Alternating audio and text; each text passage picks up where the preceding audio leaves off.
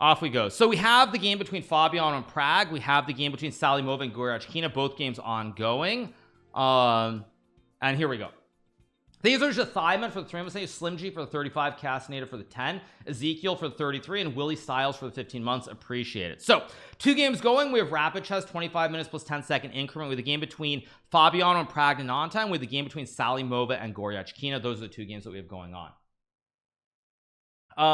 Do I know anything about the Bulgarian girl Salimova? I've heard of Salimova. I have played her in Title Tuesday. She is a player who's been rising over the last couple of years. Still pretty young. I think she's 20 years old. So great potential. She should have won yesterday. Her nerves got the better of her. Her nerves got the better of her, and she wasn't able to win the second game against Goryachkina, but she came very close. Very close. Yeah. So anyway. So, all right. Yeah, so again, I don't want to, I mean, I basically said what I want to say in plain English. The simple fact is what Andre was saying, whether it was joking, whether it wasn't, essentially that I was basically saying, I'm going to have lawyers, sue you, I guess, or something. I mean, cause I don't even know exactly how cease and desist work, because obviously, I think I keep saying Jake, but I feel like Logan Paul, he sent a cease and desist letter to Dylan Dennis, or at least that's what Dylan Dennis said. And I think that basically means, like, if you don't stop using something or doing it like that you're going to get sued, essentially, in plain English is what it means. So all right, anyway, we have 2 games here. We have A4 playing the Salimova's game. This game fairly balanced so far. Let's go back to Fabiano's game. We have another Gucci piano. Fabiano with the white pieces, pretty standard so far, nothing too crazy. All right, pretty normal, very slow, very quiet game. Yeah, LSF has a hate boner for you, like always. People spreading so many lies on there. Yeah, which is why I basically just showed the DM, because now it's irrefutable proof. Like, that's just irrefutable proof for all the haters out there who just automatically assume that I did that I hate women, and all this other garbage that's like so far off the rails, it's not even funny. But yeah, I mean, I think Reddit and Twitter are 2 places that the intentions when they were formed were really, really good. What they've turned into is not good for society. Bottom line. Yeah. So, okay. Anyway, we have the classic Italian here. We get knight g3 played. Prague will probably play d5 or bishop e6. He goes d5 right away. What's Twitter? You mean X? Yeah. The point is, if white tries to grab an extra juicer here after takes, there's bishop takes f2 check. If you take, there's queen to f6 winning the rook. So black temporarily sacks the bishop in return to win the rook on e5. So, yes. Yeah. Do I see chat? I do see chat. Exactly. Yeah. So that's why Prague played d5 to build the big black center, because the pawn is poisoned on e5. We got bishop e3. All this so far is pretty normal. All this is pretty normal. So, yeah.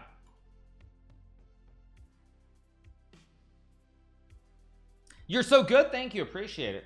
Yeah. So, covering the game, obviously, let's see what Prague does. He can play bishop e3, rook e8. Makes sense to guard the pawn. One of those 2 moves should be played. Do I want to live in Fabiano's hair? Fabiano, I feel like his hair is not as thick as it used to be. He used to have, I feel like, the fool on afro. XUC does get a lot of hate, but XUC also gets a lot of love on LSF too from the juicers. So anyway, yeah. Would I be so? Didn't he have he used to have like it was much fluffier like 3-4 years ago, I feel like. But yeah, I mean, that's not to say his hair isn't still great, but I feel like he had more of an afro a couple of years ago.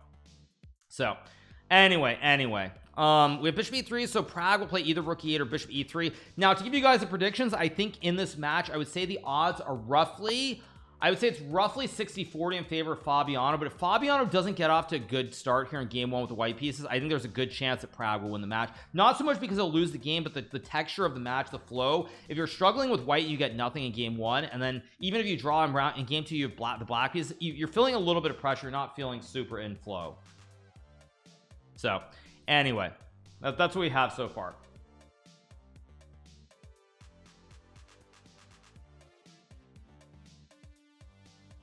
So we have bishop b8 being played by Prague. Let's see what Fabiano does here.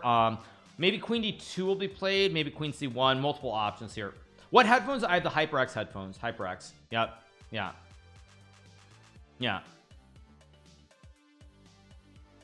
Computer already doesn't like Fabiano's position. He's already down 5 minutes on the clock. This is not a good start for Fabiano.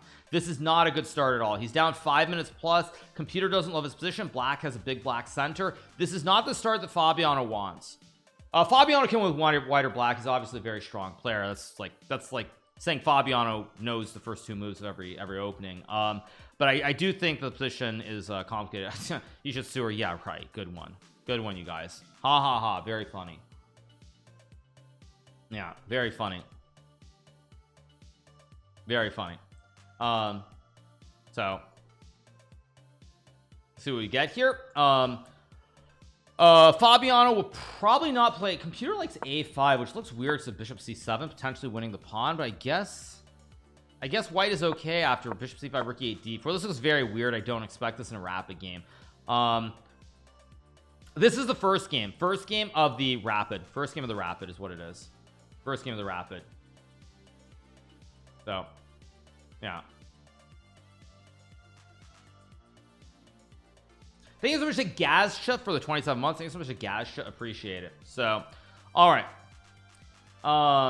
How many rapid games? 2 games. Thank you, Keith Onsky, for the raid with 12. Thank you so much, Keith Onsky. Thank you so much for the raid. Also, not like I need to toot my own horn because I'm in that kind of mood this morning. And because I'm in that kind of mood, also, you know, and because I'm, according to LSF, I'm the worst person in the world. You know, back in 2018, sorry, it was, I went to South Africa, and actually when I was there, I went for a vacation. I showed up to the local nationals for all the kids there, and I actually ended up donating, I think it was about, was it $4,000 or $5,000, maybe it was $3,000 or $4,000 I donated actually to one of the groups that's working on chess there, so that a couple of kids, including Keith Onsky, could actually go and compete in chess tournaments in Europe. So I'm very proud of myself for doing that. Again, for all the haters out there, just to show them that I'm such a terrible person. Like that's just another thing that I did along the way to support Keith Onsky. There was another kid who I believe went as well to Europe to play as well. There's an article on it. Yeah. So yeah. I mean, I don't need to cover the article right now, but yeah. So again, since I'm the absolute worst person in the world, yet again, it's great that it's great. Do stuff like this too. So yeah, all right, anyway, back to the games. Let's keep going. Yeah, let's keep going. Let's see what Prague does after bishop c2. I assume he'll play either bishop d6 or rook e8. I would guess rook e8 makes more sense to overprotect the center here. So yeah, you don't need to justify yourselves. Yeah, but I feel like just proving a point today. Yeah. So all right, will I be surprised if Prague wins? Not at this point. No, Prague has played pretty good chess. I mean, the thing is, Prague should not be here. Arjun should have beaten him, or not beaten him in the match in the second classical game. He should not have lost that game. But the whole tiebreaker was extremely nervy between the two of them. It was really nervy for both of them. Yeah. Anyway, thank you so much to Alexandre Testau for the 10 months. Appreciate it. So anyway, waiting for another move from Prague. We'll probably get rook e8 or bishop d6 here. Thank you so much to Chess Flunky for gifting us up. Thank you so much, Chess Flunky. Appreciate it. Yeah. Prague has a clutch scene. Actually, I was gonna say that at the end of the day, I still do think Gukesh is the best junior player, or best junior prodigy, whatever you want to call them, from India. But I do think that when I look at the 4 players, I feel like Arjun, when I look at his openings and his game, I feel like Arjun's game, he has the game that is the best. And what I mean by that is his opening preparation, the style. I feel like he's got all the right components to where he should be the best junior player, but something is missing. Something is missing from Arjun. Like everything about his game from when I played him and looking at it, I feel like he should have the best. He should have the best. Like he should be the best of the juniors, but he's missing something. I don't know if it's like the clutch gene or what. There's something that's missing. I don't know what it is, but there's something that's missing, because he is the best on paper in my mind. When I look at his actual games, but there's just something missing that Gukesh and Prague both have. His end games are bad, maybe. I mean, I don't know, but it just feels like it. When I look at Arjun's games, I'm wowed. I'm like, this guy should be like 2760, 2770. He should be up there, but instead it's Gukesh and Prague. Yeah. So I don't know. That's just my general take. He gets too nervous, maybe. But Prague has really impressed me. Actually, for Prague, these two games, the two classical games against Fabiano, I've been extremely impressed because he's been under a lot of pressure in both of these games and he's held it together, and that bodes very well for the candidates, because in the candidates you're going to get bad positions and you have to be stable. You cannot get super nervous. So Prague probably in the last two games has impressed me more than the last like year or two, but then maybe that's just because I'm following it really closely. He's having a hot streak. I mean, I don't know if that's the right way of putting it, but Prague definitely has been impressing me a lot. So yeah. Are you still going to try to qualify for the candidates? Yes, I will play an Isle of Man. If I don't get there, I'll try to qualify by rating, one of the two ways. So let's see how good I was I at 18. At 18 I was basically going to college. I was disgusted with chess, and that's that. So I just tuned in What's the Drama. We're done talking about it. So let's see what Fabiano plays here. Fabiano, I assume, will play Queen C1 or Queen D2. Maybe Queen E2 allows Knight F4, and now there's suddenly problems with the E file after takes due to the rook.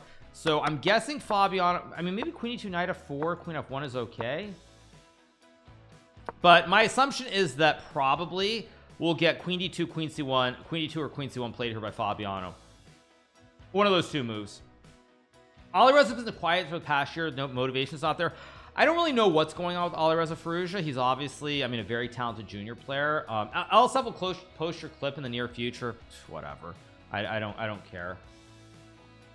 I mean, what are they going to do? I literally show the receipts proving a point, and so all the people are busy saying, well, of course he did it. It's nothing new. That's all he does is try to cancel people and be a big bad bully. Like, yeah, what are they going to do? I mean, yeah. So, all right. So, you said Alireza was destined to become world champion. I feel like Alireza made a big mistake. Alireza, as soon as he qualified for the candidates after playing in the Isle of Man in I think it was in 2021, like October 2021, when he qualified for the candidates, he basically did not play any chess until the candidates. I think those 9 months off was the biggest mistake. That was the biggest mistake, because he stopped playing. I think he lost the rhythm and the flow, and then when he didn't do well in the candidates, I think he just felt demotivated. I think he put all his eggs in one basket. As we like to say, you need to diversify, and he put all his eggs in the one basket, trying to win the candidates, and when it didn't happen, I think he just felt he lost some motivation. Yeah. So okay, let's see what we get here. Prague will probably play Queen D7 or Queen E7. Again, we have a lot of tension in the center of the board here, so very hard to judge. Can I switch to kick? Ads are annoying. I think we'll cover it's a very slow first game. Maybe I'll move pretty soon then, so that we don't miss the action. We've already been live for an hour on Twitch. Wow, that's insane. Wow, that's crazy. I actually didn't realize that. But yeah, so all right, waiting for a move here. Looking to see what we get. Queen E7 or Queen E7. I think I'll stay here for like another like 5 minutes. Say Hikaru for the 14 month. I'll stay here for a little bit longer, and then we will go over to kick. If you guys do not want to come over to kick, if you've been brainwashed into thinking that, you know, it's like it's all about Gamba, and like we're doing Gamba and we're not doing chess and this and that and the other thing, we're doing exactly what we do here on Twitch. We are of course playing chess, covering games, doing all that good stuff. So I'll probably go fairly soon. Thank you so much to Grandmaster Gallery for the raid with 395, and most important for you guys, the fans, you don't get hit with the unskippable ads. That's the actual thing that is important. Gamba today, yes, Gamba. I don't even know how I'm supposed to do that. Yeah. Anyway, yeah, yeah. What about the women's game? Sorry, there's a women's game going on. Not many more moves. Now, this is going to be a very tough situation because Salimova has a good position here. She's definitely nervous. Yesterday, she should have won the match and won the Women's World Cup against Alexandra Gorechkin? I think that's her name. Should have won the match, but she came up a little bit short. The game ended in a draw, but she has a chance to win again, and she has a good position. D's Knights really good. You've got Knight A5 and Rook C1. D's Knights really good, putting pressure on the pawn on C6. Yeah. Probably I'll go in about 10 minutes. Probably in about 10 minutes we'll go over to kick. would you be happy with what you've achieved if you retired from anything now? Yeah, I'd be pretty happy with what I've achieved. There's certain little things, little goals that I have. I mean, there are things that I want to do, but yeah, like I mean, I could. I mean, that's the thing, like, you know, people don't realize that the more I have to deal with this garbage from high school, like on LSF, the more it's like I sometimes feel like, why do I even bother streaming? I could just like I could go deal with my real estate business. I could go trade like I always do, and just like not have to deal with any of that garbage ever again. So I mean, one of these days, one of those sorts of things might tip me over the edge to where I'm just like fuck this, I don't want to deal with it anymore. So we'll see. Anyway, let's see what Sally Mova plays here. Knight a5 and Rook c1 are both playable here. You know, like what happened in 2021 is a good example where I came very close to stopping then. I came very, very close because there was so much misinformation, so many things being said. None of the streamers who were involved stood up. They all just stood by the wayside and let me get attacked nonstop. Even though some of them knew plenty of things that were being said were false. So like I came very close in 2021 to actually just walking away. I came very, very close then. So anyway, thanks so much to CEFW for the 16 months. Appreciate it. Let's see what we get here from GMHikaru. Knight a5 is a big threat. Knight a5 puts a lot of pressure on the pawn on c6 here. Do I sell cardboard cutouts? I don't sell cardboard cutouts, but maybe that's a new business idea. Maybe I should start selling them, right? Start selling cardboard cutouts. That's what I should do. Yeah. So anyway, new business idea, right? New business idea. Yeah. Yeah. So anyway, let's see what GMHikaru does now. Computer likes castles, but after knight a5, knight takes c6, you're just down a pawn here. So it looks pretty scary. So let's go back to the let's go back. Let's go back. Let's see what we get here from Fabiano. It's his turn, or no, sorry, it's Prague's turn. Prague will probably go queen e7 now because knight f5 allows queen f8. Queen d7 also move 2 to maybe go double stacking and also maybe sacking on h3. But this is a game that's all about the tension in the center of the board.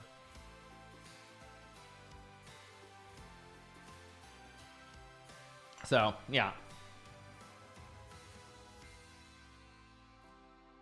thank you for Raptus Kegel for the 19 months. Thank you Raptus Kegel, appreciate it. Thank you for the 19 month resub. Drawish position, but it'll spicy. Yeah, I mean, these games are going to start heating up pretty soon. Yeah, I think I'm gonna go in 7 minutes. So I'm gonna go at 7:30 because it's before the game gets too hot and spicy, because otherwise I'm gonna have to stay for the whole game, and this game's gonna go for quite a while. I mean, both players have like 20 minutes. It's gonna be like an hour. And also, for everybody who's wondering, at 9 o'clock Eastern we have the Speed Chess Championship qualifier. I believe it's a 13-round Swiss tournament, exact same format as Title Tuesday, I believe, if I'm not mistaken. So I'm going to be playing in the Speed Chess Championship qualifier. So I'm not sure we're going to be able to cover the entire tie breaks because we have that coming up in an hour and a half. But it's going to be a fun day. So that's what we're doing. Speedrun later, maybe, not sure. You get no extra time at move 40, but that's a good one. Prague plays queen c8, which is, why did he go queen c8? That's a strange move from Prague. I don't understand queen c8 at all. The only reason I can see queen c8 making sense here is that at some point he wants to have the queen here so he can maybe go c5. That's the only justification I can think of queen c8, but I don't really get it because if you go queen d7, let's just assume king h8. First of all, you can go rook d8, stack, and put pressure on the d file. But secondarily, even if you don't want to go rook d8, you can still play the same sort of line with rook c8 and then c5 later on with the rook. Queen looks better on d7. But maybe here there's bishop a4. Maybe that's why he did it. But still, it feels very deep and mysterious to me. I don't understand queen c8. Unless maybe Prague is another idea. Maybe Prague is a different idea. Maybe he wants to go like rook here and then at some point play like this and maybe try to use these 3 files. Like he wants to do something like this and maybe like this and just try to use the 3 files. But this looks suspicious to me. It looks too deep. It looks too deep of a concept for me to understand. So I don't understand queen c8 versus queen d7. It's too deep for me. I don't think it's a mistake, but but no, it is a mistake. You know why it's a mistake, you guys? Because computer says the best move here on the weak engine is queen to d7. Computer says queen d7 is the best move here, so it's not right. Yeah, it's not right. Yeah, it's definitely not right. Yeah, it's not right. A cardboard cutout would understand the movie. Yeah, exactly. Yeah, totally, you guys. Yeah.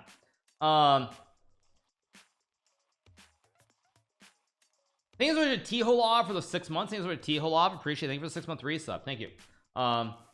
Yeah. So, okay. Yeah, I saw Queen D7 is the best move for sure. Exactly. Yeah. Yeah. Thoughts on Nvidia earnings? I don't have strong thoughts. I haven't been following Nvidia specifically very closely. Like, I'm actually mad at myself because when it was 470, I was seriously considering doing a short on it. I didn't. It's 432 or 433, but it's up 2.5% this morning. So it's 443. I would say this. I think if Nvidia has bad earnings, I think the bubble's going to pop. The AI bubble already popped when Palantir's earnings weren't good enough. If Nvidia doesn't have out of this world earnings and they actually don't have good earnings, I think that you're going to see a big pop in tech, and we're going to go down like 5% immediately. That's my general takeaway, because I mean, I felt like the rally was running out of steam around the time Palantir with the AI stocks. But if Nvidia doesn't beat and or has just bad earnings, I am expecting more AI pop. I assume Palantir will go down. Actually, another stock that I was looking at shorting was C3 AI, which has the AI ticker. It's come off its highs. It was like 38, 39 when I was looking at maybe a month and a half ago. Now it's down to like 30ish, 31ish. That's a stock that if I'm looking at a assumption that Nvidia is not going to have great earnings, that would be a stock I would probably short via puts AI instead of Nvidia directly, because Nvidia could still go down 1-2%. You could get crushed on the IV, the implied volatility, if the earnings don't go massively the way you want them to. Whereas I think if the earnings are slightly bad for Nvidia, there will be a cascade effect, and something like AI and Palantir will both get absolutely smashed.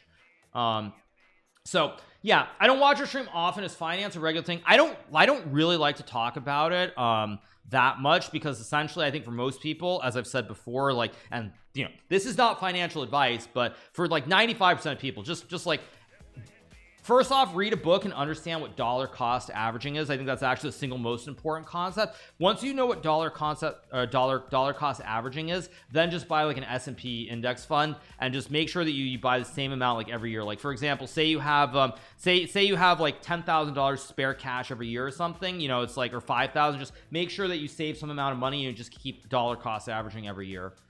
That's the simplest thing I would say for most people. So anyway, okay, we got bishop d6 from Prague here, maybe queen d7, queen 7, rook d8. I didn't know I was watching the stock guy. Yeah.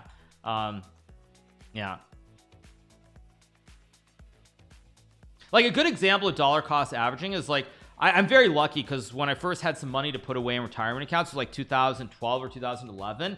And so I got in, actually no, it was like 2010, sorry. So it was a very, very golden time right after the whole recession of 2008, 2009. But like, for example, the market got, I think I did my like 2021 contribution or something, or 2021 in like April.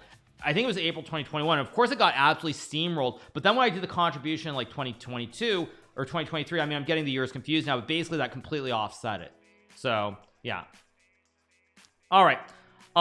We have queen e2, bishop d6. Let's see what we get from Fabiano here. There's queen f1, there's king h2. The clips on LSF, big surprise. I'm not surprised it's there, but look, I have the receipts. I said what I said, and I mean, it's kind of hard to argue with the truth. Kind of really hard to argue with the truth. So yeah. All right. Don't you think you should buy stocks and things like Beyond Meat since real meat is considered bad? I remember Beyond Meat when Beyond Meat was I remember when it was like 200. I think it was $200. I think it was $200. Let me look at the 5-year chart. It was 200 or something insane. 234.90 July 22nd of 2019, and now it's a $12 stock. Yeah. No thanks.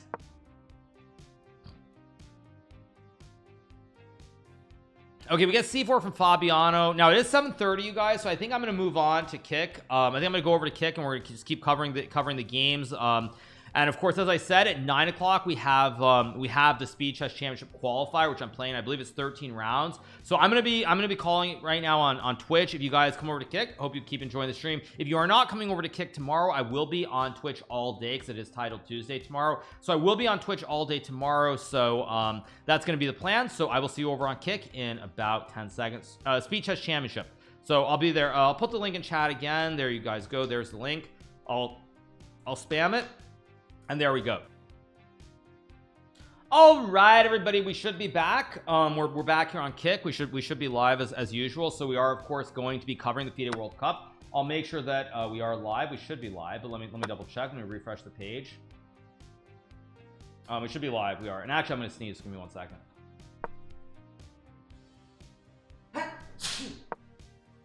Okay. Yeah, so we are back.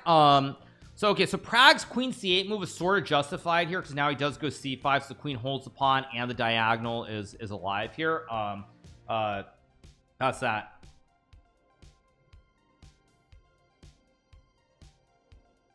So okay, bless you, thank you so much, appreciate it. Yeah. Okay, let's see what Fabiano does here. Will he play b5 or something else?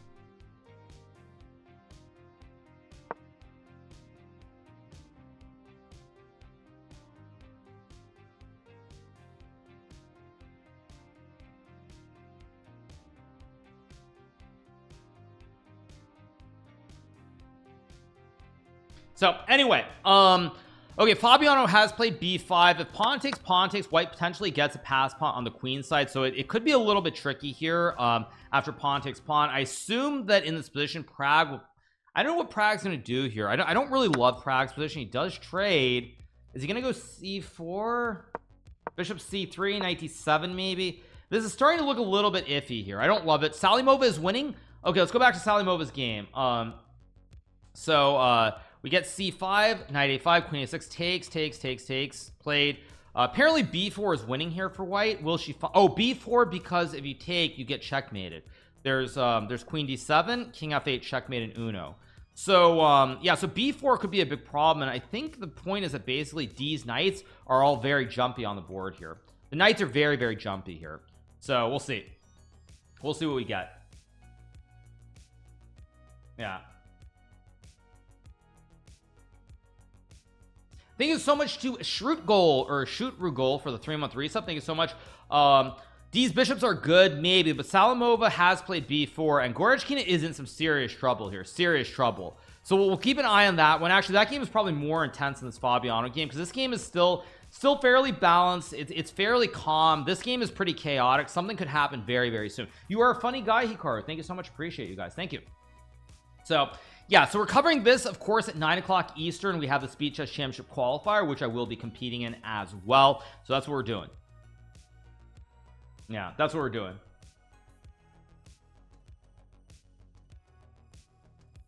Magnus vs. Hikaru summer 2024. Nobody knows. Nobody knows. Nobody knows.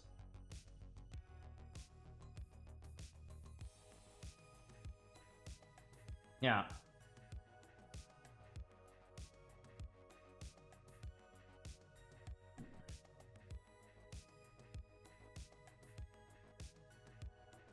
All right, so we have bishop b6 played here. We'll probably get b5, queen c8, knight c6 will be played. It took a while to find Unaka. Kick is hard. Yeah, kick has some issues, but you know, they're trying to improve.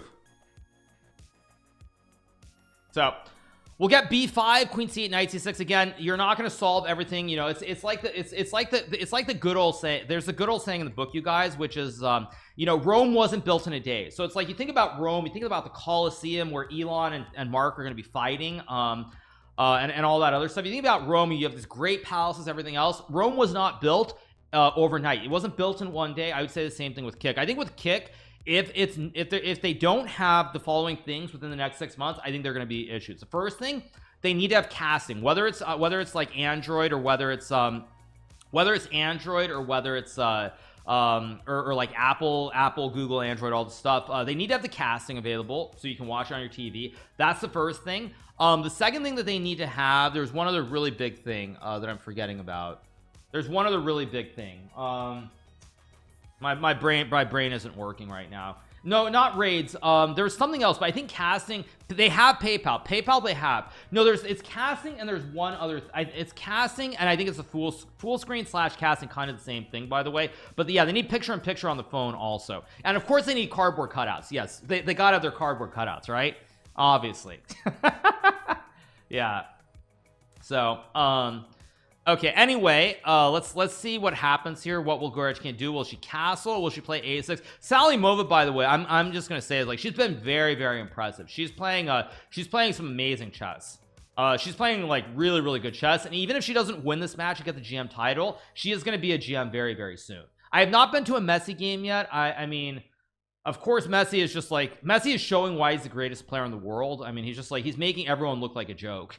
I mean, obviously the league is not comparable to like playing in Europe, but I mean, he is really showing why he's the best player in the world. It's like he switches the league and he's making everyone look bad.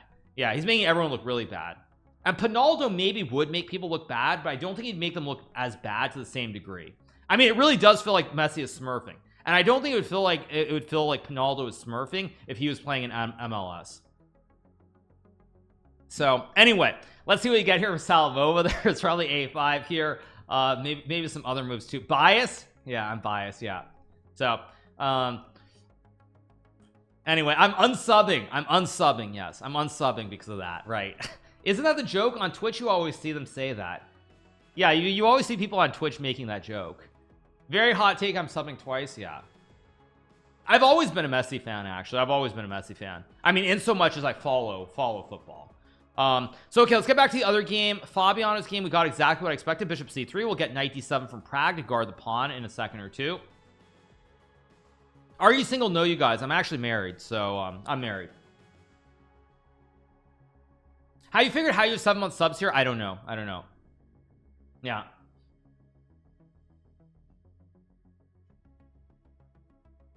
So probably knight d7 will be played here to guard the pawn on e5. That's that. Wait, what? Yeah, of course, you guys. Shocking, isn't it, that like I don't want to like share my entire life. Like, I actually like having some privacy in my life. Shocking, I know. Bishop d7 apparently not the best move, but it does guard the pawn. I don't know why it's not good. Oh, because rook d. But see, this is gonna get very sharp here. Like, I don't know what's going on. Like, this is gonna get very dank. This game is gonna actually, we're gonna get action in the next like 2 or 3 moves. XQC could learn a thing or two from you. I'm always available. Like, I'm always willing to talk to X. Like, you know, that's the other thing I would say about streaming, you know, and I know everybody has different codes and whatever you want to call it, but like I will always, like, I'll always be there for like the people who like helped me, you know, at the very start. You know, people like X did so much for me and chess as a whole, so I'm always around. So let's see what we get here. Rook d1 seems pretty obvious to me to hit the bishop and create chaos in the center, but the problem after rook d1 bishop c5 is you don't know what's going on here. Like, this gets very, very sharp, and I mean, look at this with queen h3. There's also knight f4. I mean, this is all very, very very sharp. What's wrong with the time? The clocks aren't being relayed correctly. Yeah. So, you know, it's like, even if one day, like, and this is not intended to like take shots at people, but even if one day, if somehow magically my viewership were to, like, if I were to become eBuy, obviously it'll never happen, but you know, if I were to become like eBuy suddenly and I like 200,000 people watch me every stream, I'd still say the same things about X and everything he did to help me along the way. So that would not change, even if I were somehow to become a bigger streamer. That just wouldn't change. So anyway, let's see what Fabiano is going to do. Maybe rook d1 here. I don't know what else will be played. I mean, it seems like the only move, because your pawn's under attack, unless you want to go rook b1 to guard the pawn. But again, the problem for Fabiano, and this is rapid, is very specifically the pressure on the king side. Learn Spanish. I actually my spoken Spanish is not great. I can more or less understand Spanish pretty close to fluently because I do speak Italian.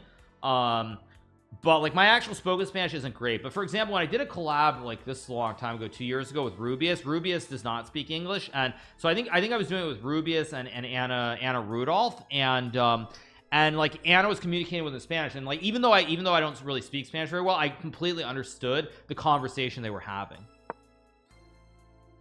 So okay, we got rook d1. Big moment here for Prague. Will he play bishop c5 or will he play like bishop b8? Uno, dos, tres, cuatro, cinco, seis. Yeah, exactly. So anyway, yeah, let's see what we get here from Prague. Now the problem for Prague here is that how easy is it to calculate these lines? I don't think it's easy to calculate this. Like what on earth is, I mean, what on earth is going on here? Like this is very, very dank. Like I don't know what's going on. And the problem for Prague is I think bishop c5 might be the only move, and I think in a classical game Prague could play this move after a 20-minute think. In a rapid game, if you don't know, you're gonna have to spend like 5 minutes, and if you don't conclude that it's okay, you will have burnt 5 minutes and you'll probably just lose the game. So it's very, very tricky position here for Prague. I think this is the only move actually. Speed chess qualifier is in an hour 20 minutes. How and why did I learn Italian? I learned Italian because I had an ex who was Italian who didn't really speak English. That's how. Fun fact for anybody out there: if you want to learn another language, the best way is to be with someone who speaks another language as their first language. That's the bottom line. So anyway, let's keep going. So back to Salimova's game, waiting for a move here. Salimova, by the way, playing great. Thanks, man. I'm getting 5 girlfriends right now. Okay, dude. Okay, very funny. Very funny. Yeah, see, so Prague plays queen c5, which is a logical human move if you don't want to burn your whole clock and you don't have time to calculate all the sacrifices.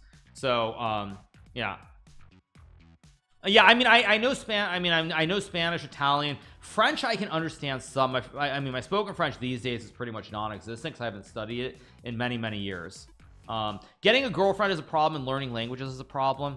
Okay, yeah, I'm very worried here for Prague after like rook b1, bishop b4. This feels very tricky. This feels very tricky for Prague to play. Yeah, so we get rook a b1 as expected. Bishop f8 only move because Fabiano is threatening bishop b4 to win the game. So yeah, the worst thing you can do is burn your clock. It's awful. Trust me from experience. Good one. Good one, you guys. Okay, good one. So okay, rook b1 play. Let's see what Prague is gonna do here. Probably bishop f8. I think it's the only move that can be played here. How's it going, Jesse? Hope you're doing well.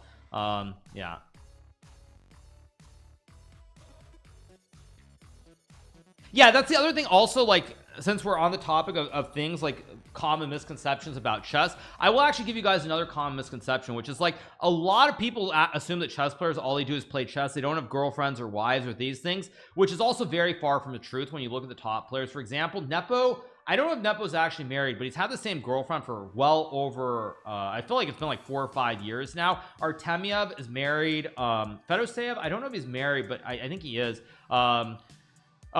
So many people actually are like married or have girlfriends within the top chess circles. Like Anish is married, obviously. Levon is married. Andreykin is married. Yeah, started dating app for chess players. Yeah, good one. Very funny, you guys. So anyway, can I go back to the women's game? Sure. I mean, obviously we're rooting for Salimova without doubt. She's playing great chess. Like, she is just on absolute fire. She's on cruise control again. After knight takes e3, knight takes e3, bishop g6, you have rook c1 to hit the bishop, and then spaghetti, you fork the king and the queen, and it's game over. Good night. So Salimova is playing some great chess. Yeah, Salimova is on a roll. Yeah, I'm really liking what she's doing. So yeah, why are we rooting for Salimova? Well, first of all, she's the big underdog. That's the first obvious reason. She's a big underdog, so you always want to root for the underdog. But then secondly, her opponent's from a certain country that we shall not name as well. So that's why, at least me personally, yeah. So anyway, so let's go back to Fabi's game. We got b6 here after bishop f8. Now apparently Prague is supposed to sack the rook with the rook takes a5, and he's back in business. He can sack the rook, and then he can sack his queen as well. So this is kind of advanced. Let's see if Prague will sack the rook here. Salimova, I think she speaks Russian. She's from Bulgaria. I believe Bulgaria, they speak Russian as the first language, but I could be wrong on that. Let's see if we get rook takes a5 here from Prague.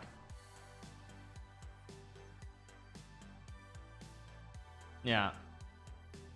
Still mad about the Japan-Russia war?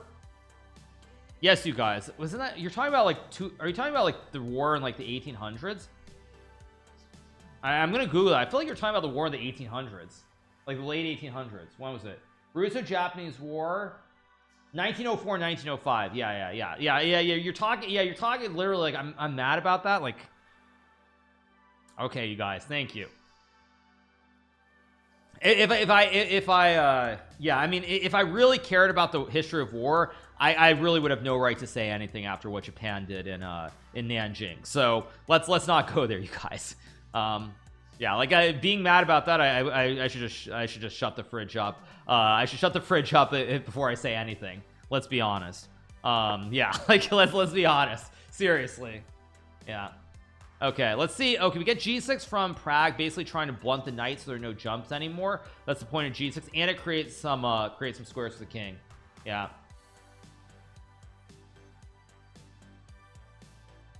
So, all right. Time to watch the history of Japan on stream. Wait, what? Wait a second. History of Japan. I might watch that later. Is that good or bad? You're talking about the 9-minute video by Bill Wirtz. Is that the video? Is that the video you're talking about? I feel like I've heard about this guy. Does this guy do like history of countries or things? Yeah, I did like history of the entire world, which I think I actually watched. I'll watch that later. Not now. Later I'll watch it. Yeah, I'll watch it later. But today we have a big day for those of you guys who are wondering, because obviously we're covering the World Cup, but then we're playing in the Speed Chess Championship qualifier. So I'm trying to qualify for the Speed Chess Championship. I think it's a 13-round event. It's blitz, very similar to Title Tuesday. New content. Okay. Yeah, I'd like to watch more YouTube videos and do react a bit more. Because MasterChef is great and all, but it does get a little bit tiring at times. So okay, we have Queen E1 from Fabi to guard the pawn on A5. He's got the wooden shield as well, so I feel like Fabi's doing pretty well here. It's a qualifier. I believe it's blitz. I think it's blitz. It's 13 rounds. So yeah, we're gonna be playing the qualifier. It starts in a little over 1 hour, 1 hour and 12 minutes from now. I have played Jackbox on stream before. I have. Yeah.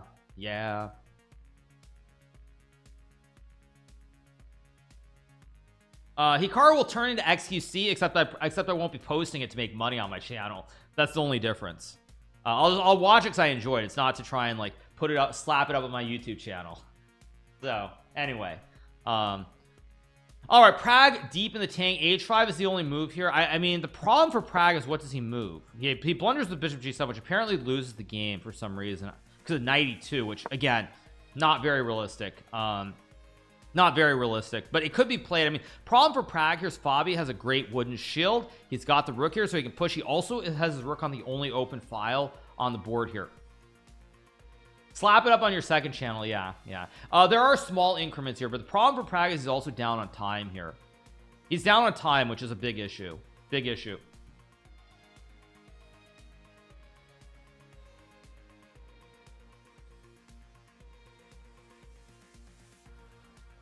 What's a wooden shield? A wooden shield is it's a wooden shield with an X from one of those games.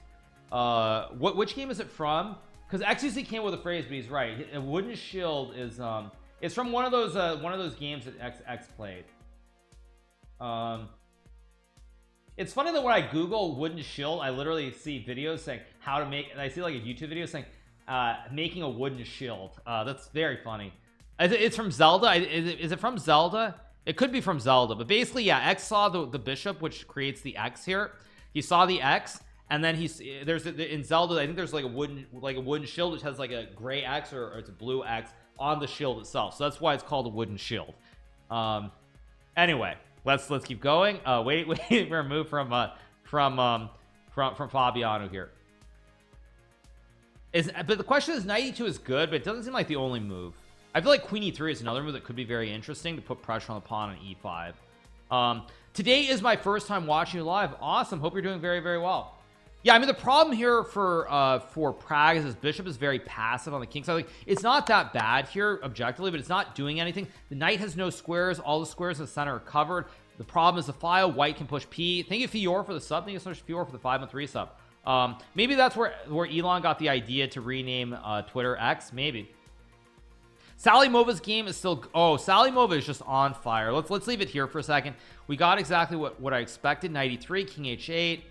Yeah, she's just steamrolling it. Yeah, steamrolling it.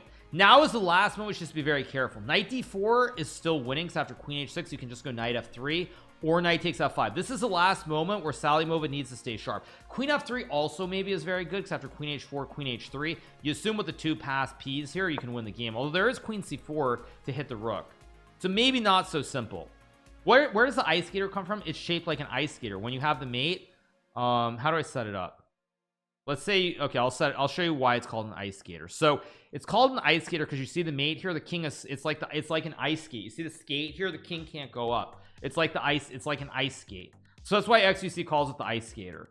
It's like an ice skate. That's why, I think, if that makes sense. Yeah, because there's the blade on the bottom and the ice skate is, no, I don't know. I didn't come up with it, but anyway. All right, so queen f4 played. Queen f3 played by Salimova. Like I said, what? Triple question marks. Yeah, so now queen h4, queen h3, queen c4. Last try for GMHikaru. Where is the ice? I don't know. Anyway, I don't know, you guys, but whatever. I thought all those terms were official chess terms. Yeah, exactly. Magnus does not play today. We have 2 games. Fabi played queen d2, still a very good move. Queen d6 ideas, knight e2 ideas. Feels very, very good for Fabiano. He's up a lot of time on clock as well. Prague is in a lot of trouble here. A lot of trouble. Yeah. You thought it was sliding to the back ring? I thought it's because it looked like, I thought the shape looked like a skate. I thought, but maybe I'm wrong. I don't know. I could be wrong. Oh, he said it's because the rook skates across the board. Okay, so it's a different reasoning. Okay, whatever. I don't know, you guys. Would Fabiano winning against Magnus the final be the biggest win of his career? Probably yes, but I mean, it's hard to judge. Good morning, Hikaru. How's it going? Hope you guys are doing well. We're gonna have a fun stream today. We are, of course, covering the FIDE World Cup, which is going on right now, and we will be playing a Speed Chess Championship qualifier a little bit later on. So that's what we have going on in the next couple of hours. Yeah, basically I would say my judgment of this game is that queen c8 was a big mistake. I really felt like Prague should have played queen d7 and rook d8. It just felt optically correct to me to put the queen on d7. Queen c8 was just a very strange placement. I didn't understand queen c8 at all. It just seemed queen c8 just, I don't know if Prague must have based it on some line where he'd seen the queen on c8, but I don't understand. It's kind of odd. I don't understand. Now bishop e5 is GG. Let's see if he does it. It's actually not hard. This is not actually very difficult to spot. And but the thing is, you also have to look at knight e5 too, although maybe here there's knight g2 and there's bishop h3 with the classic fossil where you lose your queen. So let's see what we get here. And then moving along, did we get queen c4? We got queen c4. She took. I mean, white is winning here still with the 2 pawns, but it's not trivial. It's still winning. Make no mistake about it. This is still winning after queen c1 or queen f1, queen f5 because of the 2 pawns, but it's not super straightforward. I mean, I think she's going to win the game. The problem is actually with queen c4, a6, and then g6, because you can't keep the queen guarding the pawn. There are no squares left on the rank. That's the problem. She probably just doesn't see that. She doesn't see queen c4 and g6. Will GMHikaru see it? GMHikaru has 6.5 minutes. I think this is going to be a draw now. I think Nurgal Salimova is actually going to draw the game. I don't think it's going to be a win anymore. I think she's too nervous. Prague hung mate and won. What? Very funny. Yeah, and it's played. No, I mean, I think there's just too many nerves. I think too many nerves for Nurgal here. I really don't. I mean, it's such a shame that knight d4 was not hard to spot. Like, this was not hard to spot with king g1. Because like you can never really lose these positions and you have an edge. I mean, she probably just thought that, yeah, Prague did blunder, but will Fabiano play it? No, Fabiano plays queen d6. Takes knight h5 with knight e2 is tricky. Wait, now this is tricky. No, now this is a little bit tricky suddenly. I don't like queen e6 from Fabiano because Prag has to trade, no other moves, and knight h5 is a very obvious move because it guards the pawn, and it also threatens this knight e2 knight c3 idea. Prag is going to trade and play knight h5. I'd be shocked if he doesn't. Why is everyone blundering? Because they're not 3,500 computers. That's why.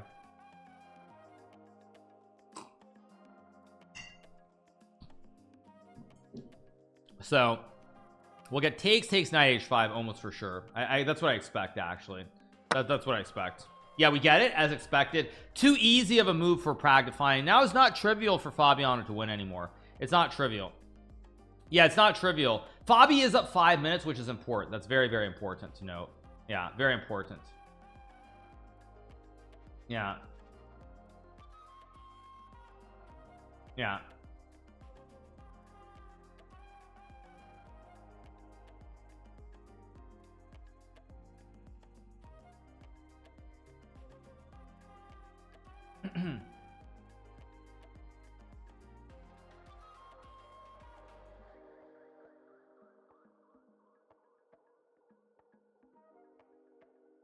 So, okay, if knight takes h5, we have knight e2 and knight takes c3, and black is fine. If king f1, which is the move I expect, there's suddenly bishop takes h3, and out of nowhere, suddenly white is losing.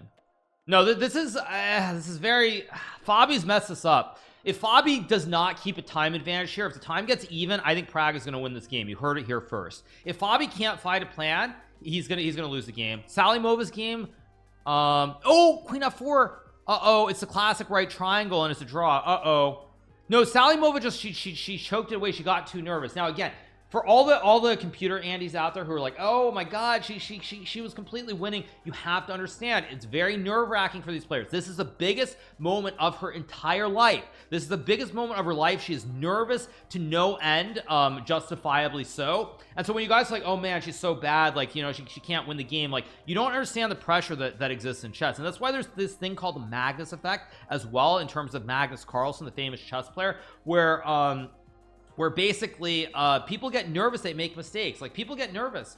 Yeah, people think, oh man, like, you see +6 +7 winning easy. You have to realize, A, they can't see the valuation of the game, and then B, they're very, very nervous. Yeah, they're very nervous. I mean, she's super nervous here.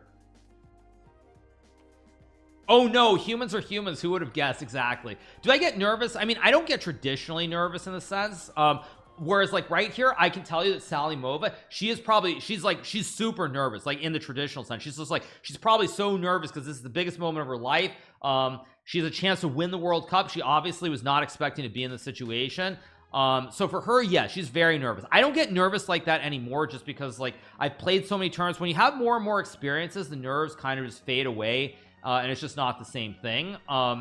And like a good example of that was, I remember watching I think it was Match Point or Break Point, whatever it's called, the show on Netflix about tennis.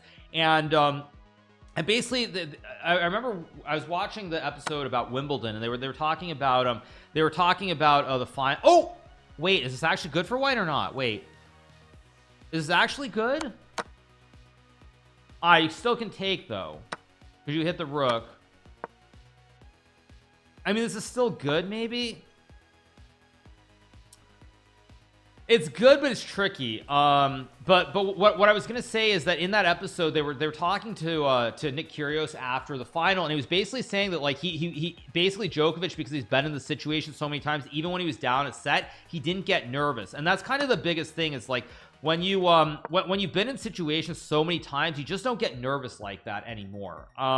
And that was the thing. It was like Kyrgios was saying, when he won the first set, he was starting to get really hyped up, but Djokovic was like completely calm, like super calm. And that's kind of the point. That's the example, is that like when you've been in the situation so many times, you just don't get nervous in the same kind of way. That's not to say you don't get nervous, but the experience really helps a lot down the road. Yeah, Djokovic should have lost to Alcaraz, but he won. I didn't watch the match, I just saw the headlines on it. Prag has to play bishop b5, which he does play. Prag, by the way, this is what I was saying before, like Prag's nerves like have been phenomenal in this match. Like even here, like there have been 3 or 4 moments here where he could have folded like a cheap suit, and he has found some really good moves to keep the game alive. He's still worse, but he's finding moves to keep the game alive, and I think this bodes extremely well for his chances in the candidates. Extremely well. And this is still not very clear. After king e1 bishop a6 takes knight b5, suddenly the knight's getting in. I mean, it is not. Oh, there's knight e3 actually, which wins. So maybe you can't go knight b5 right away, but there might be f6 and then knight b5 or rook e8 also. Still a long way to go in this game. Still a long way to go. It's not over yet. Not over. And Fabi's now down on the clock. Prague isn't the candidates because Magnus Carlsen is not playing. If Fabi gets too low on clock, this could go the other way very quickly. Fabi could blunder and lose this game. Plays king e1, which is not the best move. He's trying to go rook a3. Apparently f5 is okay here. I expect bishop a6. I'd be very surprised if we don't get bishop a6 actually, but apparently f5 is okay here. Just takes e4, or wait, not e4, or no, is the computer just smoking something? It's saying f5 takes knight h4, g5, knight g6, and rook e8. I think this is a little bit too dank. If Prague finds this, I'd be very surprised. Yeah, f5, I'd be very surprised if he finds that. It's a this is very deep. That basically the horse is dead on g6. No jumps. Horse is completely stuck. Horse can't go anywhere. And then black's horse and bishop are in the game. And black is actually probably better here. I think actually, if I had the black piece in this position, I'd win this game in a blitz game. And I think Prague would win if he gets here, but I don't think it's going to happen.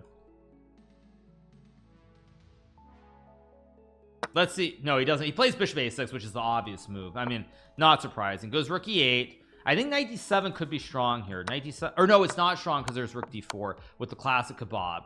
So no, it doesn't work. So knight f3, knight e4.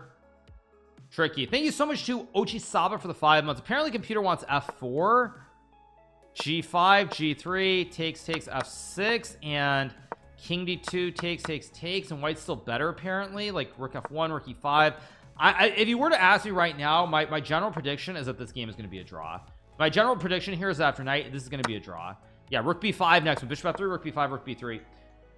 This is what I'm saying, like Prague's technique, Prague's nerves have been phenomenal. His nerves have really held up. Like, as I said yesterday, when I played Prague, it seemed like he was balancing. I thought he would get too nervous in critical situations, not just against me, but like even in situations like this match. But his nerves have been really good. Really good. Yeah. And I would say that right now, I think that if Prague plays rook b5, which I assume he'll play instantly, just to activate the rook, I mean, I like Prague's chances actually, the candidates, as much as you can like anybody's chances, just because these are the exact situations you're going to be facing the candidates where you're under a lot of pressure. You're under a lot of pressure here. Yeah. Now I think you just go king f6 because there's a classic fossil, and after bishop e2, check here. If takes, your rook b4, and then rook a4. Easy draw here. Easy draw. So I'm liking it. I'm liking it. He goes rook b3. Is that actually right? Not so sure that that's right now that I'm looking at it. I mean, it's a technical blunder, but is it really a blunder? I'm not sure if it's really a blunder though, because I'm trying to figure out the king can't really get in here. You can check, but there's still rook b5. Like the king doesn't get in, so I'm not so sure actually. King f6 should be played by Prague. If he doesn't play king f6, I'd be shocked actually. You got to bring the king close. I mean, you can go rook d3 and c3, but I think this loses. I expect king f6 and then king e7 or king f8, one of these two, but he does play it.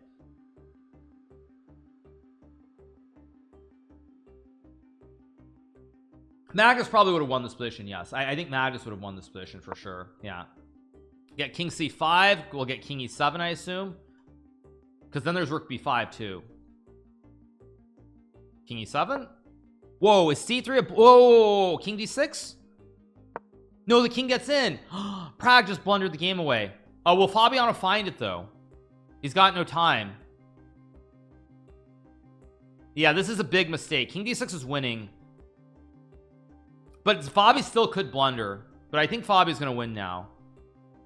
Oh, wait, why is this winning? Bishop d3. You have a6. No, wait. No, you got to go c2 here. C2 only move with bishop d3.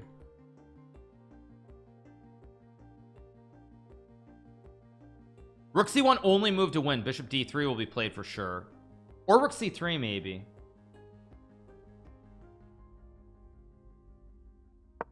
Okay, he goes here.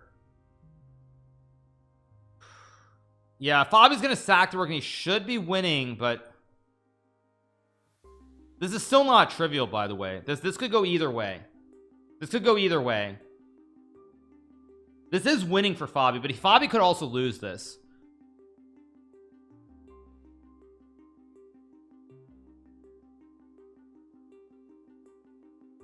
This is the first game. Yeah, rook b won't be played, obviously. Rook b1 takes.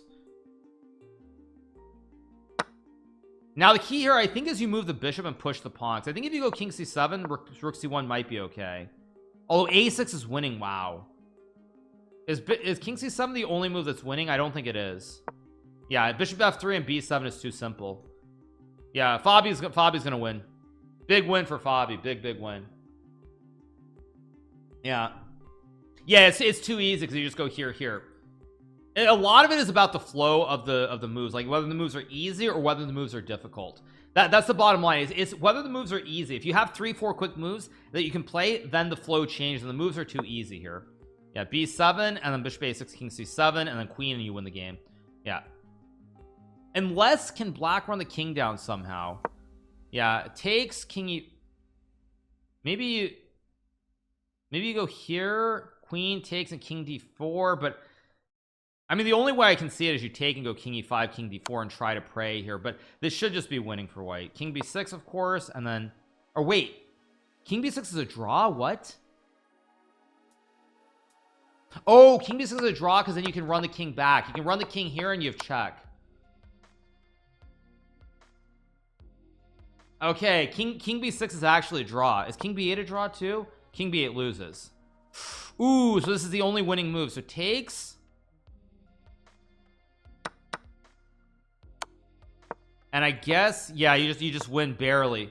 Yeah, very close, very close. Wait, what does rook c2 do? Ah, he's trying to trade. Wait, but because actually it's a wrong color pawn here. Wait, this is winning for white, but go here, goes f4. Rook b2. Wait, whoa, what's going on? Whoa, what's going on?